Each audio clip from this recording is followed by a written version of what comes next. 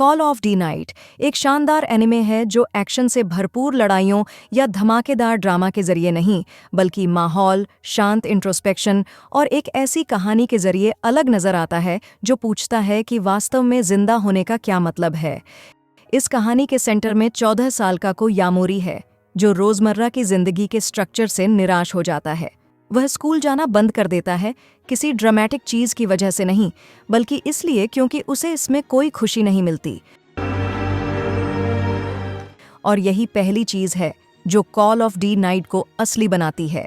दुनिया से दूर जाने का को कारण सिंपल है, लेकिन इनक्रेडिबली रिलेटेबल है।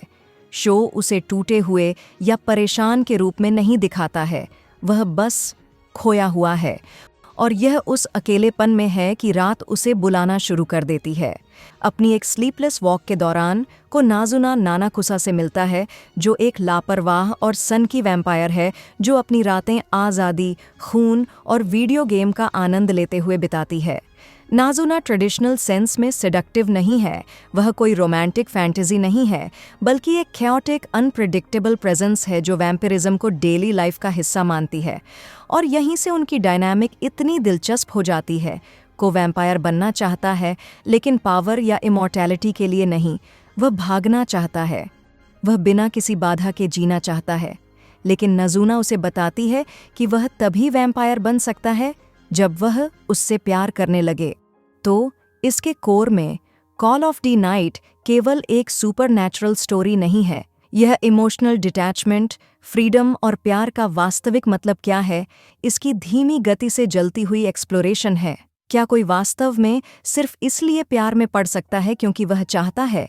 जैसे जैसे कहानी आगे बढ़ती है, एनिमे में और भी वैम्पायर्स पेश किए जाते हैं, जिनमें से हर एक का प्यार, साथ और इंसान होने का क्या मतलब है, इस बारे में अपना अलग नज़रिया है। और सबसे बढ़िया बात यह है कि हर कैरेक्टर अकेलेपन से निपटने का एक अलग तरीका दर्शाता है।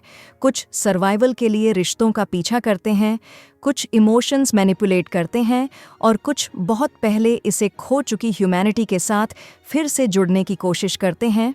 विजुअली यह एनिमे ब्रेथ टेकिंग है। इस साल कलर का यूज़ किसी और चीज़ से अलग है।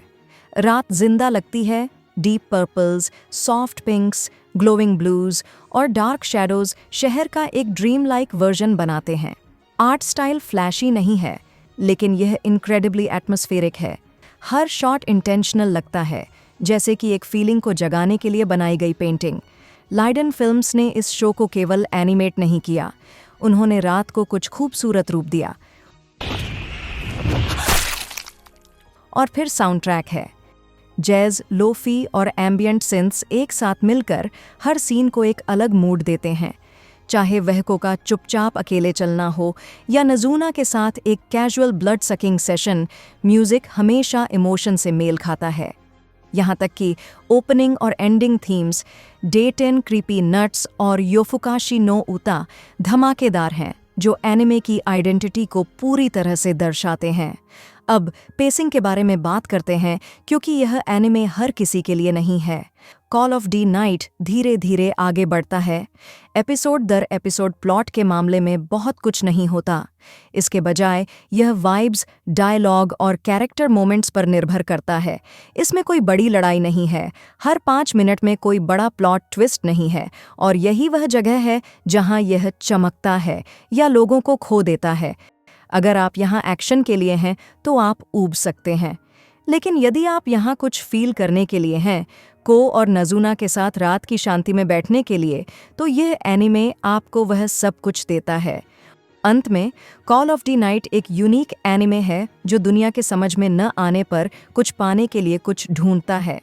ऑर्को के लिए, जो एक अजीब वैम्पायर लड़की के आने के बाद खुद को सीरियसली नहीं लेता। अगर आपने कभी 2 बजे रात को अपनी खिड़की से बाहर देखा है और पूरे दिन की तुलना में ज़्यादा जिंदा महसूस किया है, तो यह एनिमे आपके लिए ही बना है। और सीज़न 2 की कॉन्फर्मेशन जुलाई 2025 में होने के साथ अब रात में कदम रखने और यह देखने का सही समय है कि इसमें क्या है।